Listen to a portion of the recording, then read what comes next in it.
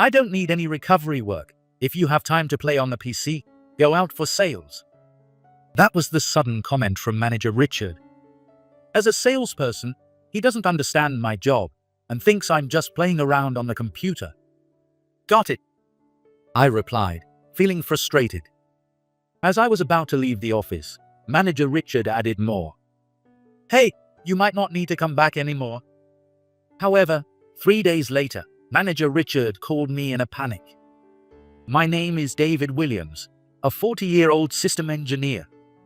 Even though I work for an IT company now, it's actually a long-established shop that deals in traditional American crafts.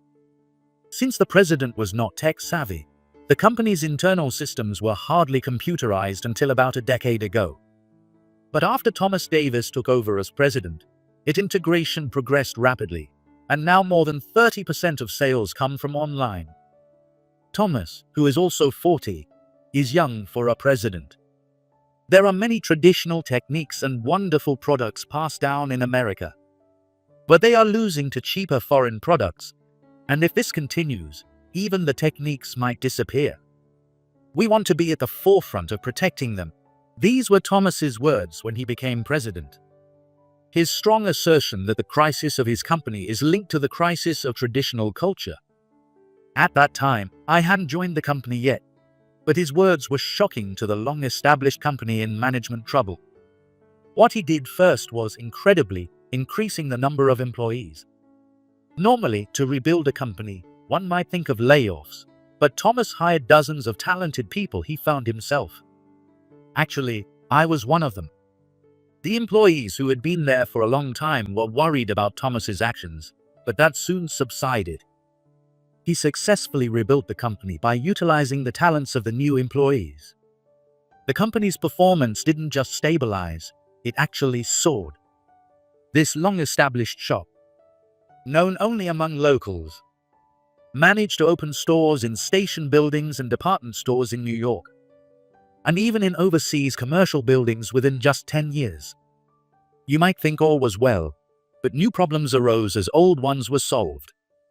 Friction began to emerge between the old and new employees. While being in charge of managing the company's systems, I also occasionally accompanied sales staff to client meetings. This was based on the founding president's policy that non-sales staff should also be familiar with clients. A management philosophy that Thomas continued. The old sales staff had supported the company since its inception. Especially in the days without the internet, the sales team played a key role. Because we have earned trust as a store that handles important products. However, to some salespeople, someone like me sitting in front of a computer all day might look like I'm slacking off. Richard, the sales manager with 30 years of service and turning 60 next year, was one of them. David, aren't you going to become an old man sitting in that chair and doing calculations all day? Manager Richard would make snide remarks at me with a grin. He doesn't understand my job and seems to think I'm doing accounting. Every time he sees me, he calls me the calculator guy and laughs through his nose. I stood up and started stretching conspicuously. What's the matter? Got some free time? Why not go out for sales? I started exercising because you said I'd get out of shape. I muttered to myself. Anyway, this is how the discord continued. Manager Richard was also known for being strict with new salespeople who joined right out of college. Hey, can you tell me the name and birthday of the client president we're visiting now? He would suddenly ask, causing new employees to stutter, and then he would deliberately frown and make an angry face. What? You don't even have information about the president of a company we've been dealing with for over 20 years? Are you even trying? Young people these days rely too much on their phones, so their memory is terrible. Why would anyone need to remember the president's birthday along with their name? Moreover, in modern times, personal information should be kept private. It wasn't appropriate for manager Richard to mention the president's name and such personal details in a public situation. I watched the scene from a distance, thinking that my saying anything would only add fuel to the fire. In the end, the new employee, suddenly scolded, left with manager Richard, looking crestfallen. As long as I quietly did my job and there were no system issues, I wouldn't be reprimanded. I could just ignore Manager Richard's sarcasm because I'm 40 years old. Older generations often say that today's youth aren't as capable, but I don't agree. For example, Joseph, a 29-year-old system engineer and web designer who recently joined, is diligent, has a good personality, and learns quickly. His study abroad experience and fluency in languages have been valuable in creating international versions of our website. Even with today's advanced translation tools, they can't capture the nuances of delicate text. Joseph skillfully creates websites that convey Americans' traditional techniques to a global audience. Yet, Manager Richard sees him as another youngster who just plays on the computer. What? Another calculator guy? All those tasks should just be left to computers. Manager Richard fundamentally misunderstands the situation. It's not that computers can do everything, but that the people who use them must aim to be all-powerful. However, explaining that to an experienced salesperson approaching 60 is probably futile. I always reassured Joseph, who would get discouraged by Manager Richard's sarcasm, saying, "Don't worry about it." During such times, I received news that my sister, who was hospitalized, had fallen and seriously injured herself. I decided to take time off work to be with her and left Joseph in charge until my sister stabilized. While giving Joseph various instructions to cover for me during my absence, I said, "If any system issues arise, doing this and that should restore things. If you're unsure, don't hesitate to contact me. Forget about recovery. If you have time to play on the PC, go out for sales." Manager Richard suddenly interrupted. Joseph and I couldn't help but exchange glances. "Got it?" I replied, feeling disheartened. It's puzzling how someone in sales, who deals with people, can't understand others' feelings. But my sister is injured, so I have to go now. After that, I'll join you for as much sales work as you want. Your sister's injury, you're taking time off for that. Joseph then retorted to Manager Richard. I don't think that's a fair way to speak. David is very worried about his injured sister. Just leave your sister to your parents. There are tons of sick people out there. That's just an excuse. Stop being so fragile. Manager Richard glared at me as he said this. It's not about being fragile, is it? David's sister is his only. I stopped Joseph, who was getting visibly angry at the unreasonable situation. However, despite trying to keep my composure on the surface, I was boiling inside. It's fine, Joseph. Please take care of things. Hey, you might not need to come back. With Manager Richard's unpleasant voice behind me, I left the company. The system went down 3 days later. It wasn't Joseph who called in a panic, but Manager Richard, repeatedly saying the same words on the phone. Hey, I can't access the customer data. What's going on? I can't see the customer data. What should I do? The customer data. I understand you can't see the customer data. But Richard, shouldn't all that customer data be in your head? Names, birthdays, and other personal information. You've been in sales for decades, so it should be natural, right? When I said this, Richard angrily retorted, What? Do you remember the names of everyone you've ever met? That's impossible. It is impossible. That's why we need to store the data. It is a crucial technology that supports human capabilities. But, Richard, you said we didn't need to restore it, right? Manager Richard fell silent. My sister has surgery coming up. The bone she broke when she fell is damaging her muscles, and if it's not fixed, she won't be able to walk. I'm sorry, but you'll have to manage there. Besides, you told me not to come back, so I don't plan to. What? Manager Richard finally responded. I've always had doubts about your way of thinking. I understand that sales are vital to the company, but times are changing. Instead of boasting about which job is the best, shouldn't we acknowledge each other's work? Who do you think you are, talking like that, with just 10 years of service? What do you understand about work? If I don't come back to the company, it's because of you. If my work isn't appreciated, I don't want to work there. I'll talk to President Thomas myself. We'll deal with the system recovery after that. I hung up the phone and headed to the waiting room for my sister's surgery. I was the only one there worrying about her. My sister Mary and I have supported each other and lived together ever since we lost our parents in an accident. Mary is my only dear family member. I was the one who received the call about my parents' car accident. I still remember that moment vividly. At the time, my parents were celebrating their 20th wedding anniversary. As a high school student, I had saved up from my part-time job to gift them a hot spring trip. Mary also saved her allowance to add a little extra. We just wanted to show our appreciation to our parents by sending them on a trip. The accident happened on their way back from the trip.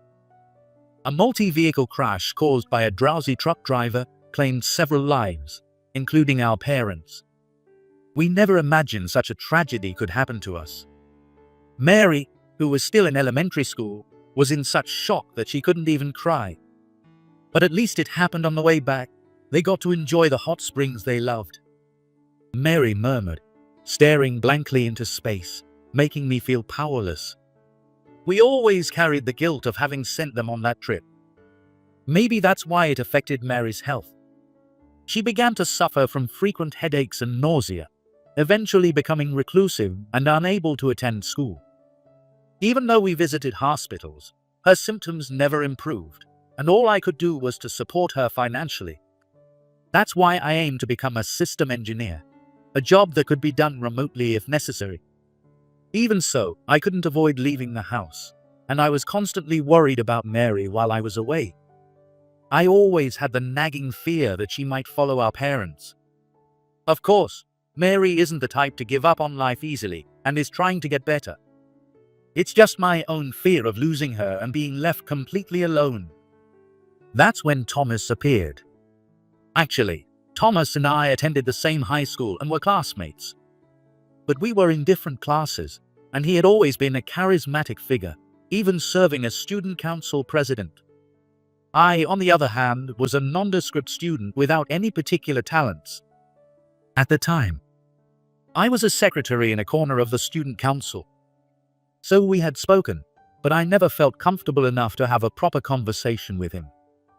We reunited 10 years after graduation at a reunion for former student council members.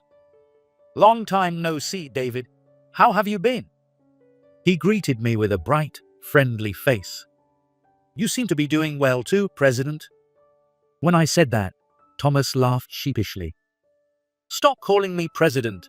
I'm not the student council president anymore." "But everyone still calls you President." Yes, everyone there called Thomas President. He hadn't lost any of his shine from his student days and still suited the title perfectly. "And please, stop using formal language. We're the same age. After all, it's strange to be so formal." But I shook my head. "No, I use formal language even with younger people. It's a habit or style. It's not that I'm giving you special treatment."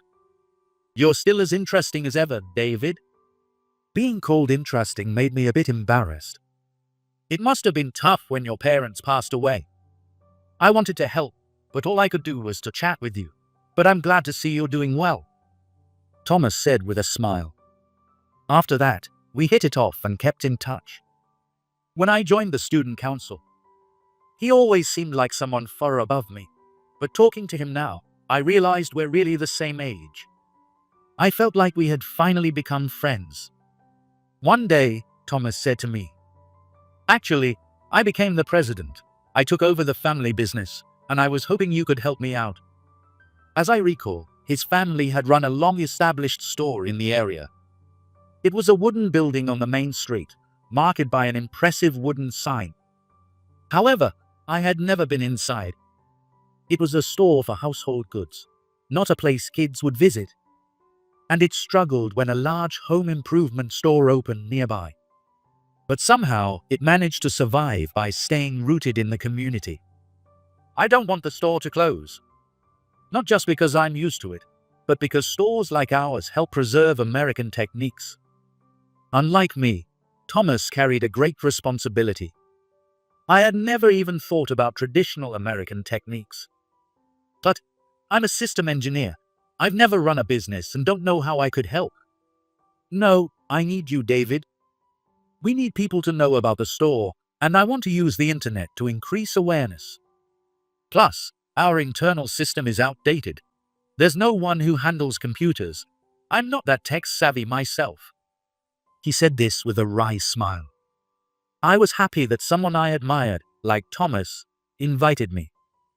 Besides, working with him seemed like it would be fun. When I discussed this with Mary, she held my hand and said, I want you to do what you really want. You've always sacrificed for me. And you look so happy now, smiling more than ever. I was taken aback for a moment. Really? Have I not been smiling that much before? It's not that, but you seem especially happy lately. I thought maybe you found a girlfriend, but if you keep smiling like that while working, you might meet someone nice. I told Mary seriously. I've never thought of it as sacrificing for you, so please don't say that. We'll continue to support each other and live together. She replied, I understand, and smiled a bit sadly. I want to enjoy my work to keep Mary from worrying. I started calling him Thomas. After joining this company because all the employees referred to him that way, he explained it like this. I feel embarrassed being called president, so I have everyone call me by my name. So you were embarrassed being called president too? Yes, that's why I asked you to stop. We looked at each other and laughed. Looking forward to working with you, Thomas. As expected, he said, please, stop that. When I greeted with respect. I don't want to establish a hierarchy within the company. Let's only greet when something significant happens. At that moment, I felt I wanted to work under Thomas forever. But now, to think such trouble would arise. I really don't want to leave the company, but I feel it's impossible to work amicably with Manager Richard. However, Manager Richard has been in sales for 30 years since the previous president's time. It seems more natural for me to be the one to leave.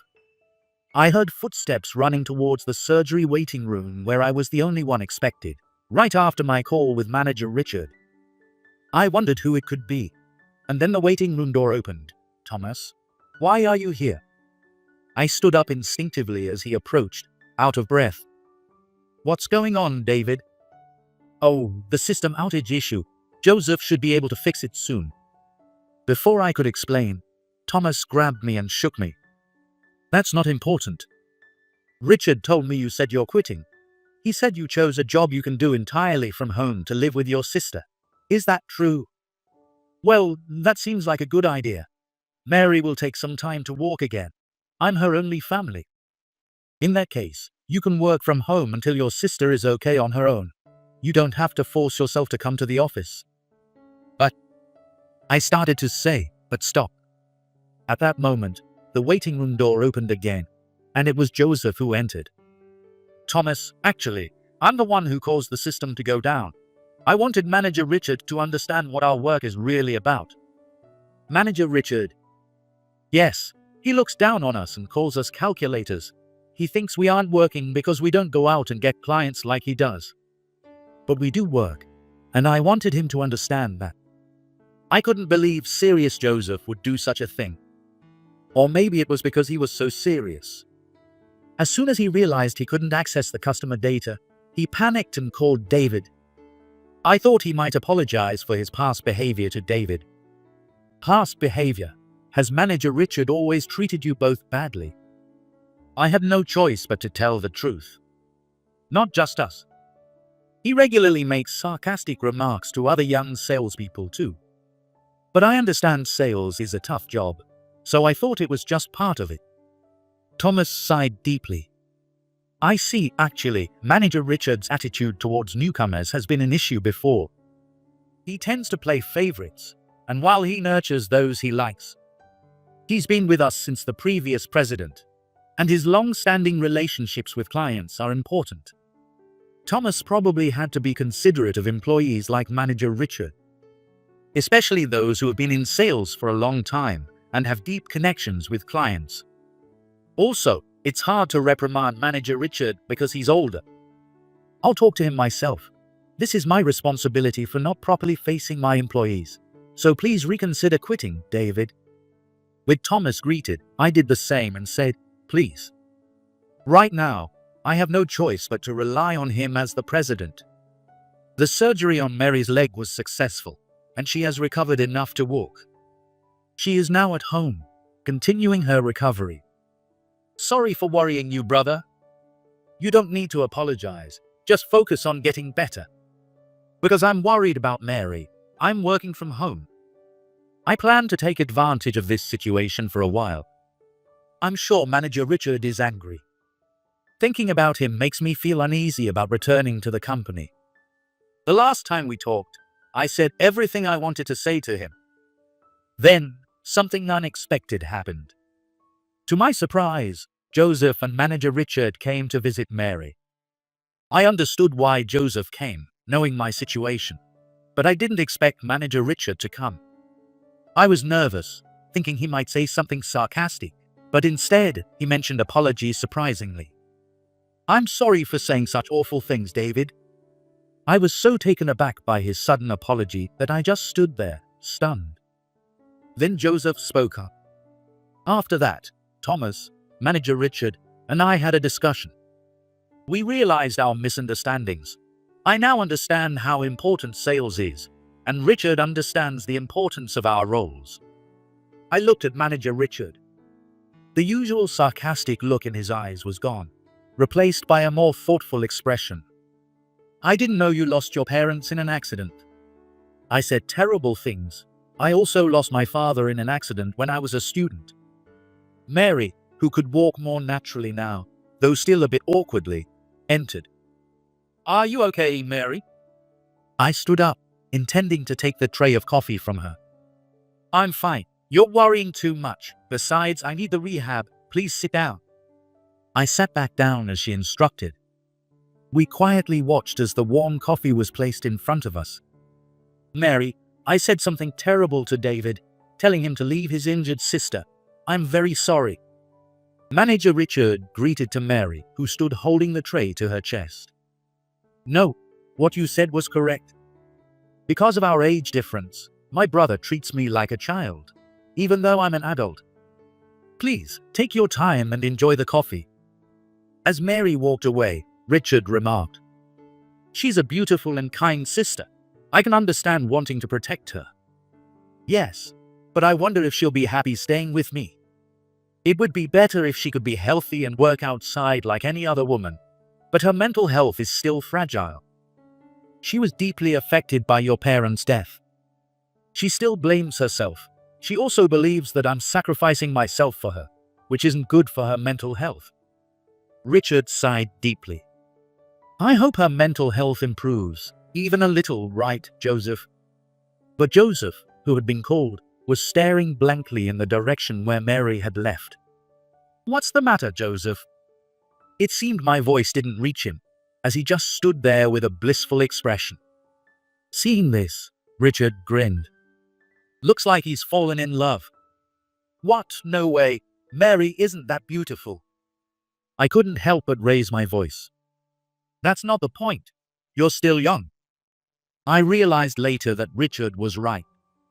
David, I have something important to tell you. When Mary's leg had fully healed and I returned to work, Joseph approached me with a serious look. Richard told me I should be honest about my feelings. No, I realized I have to be. I want to marry Mary.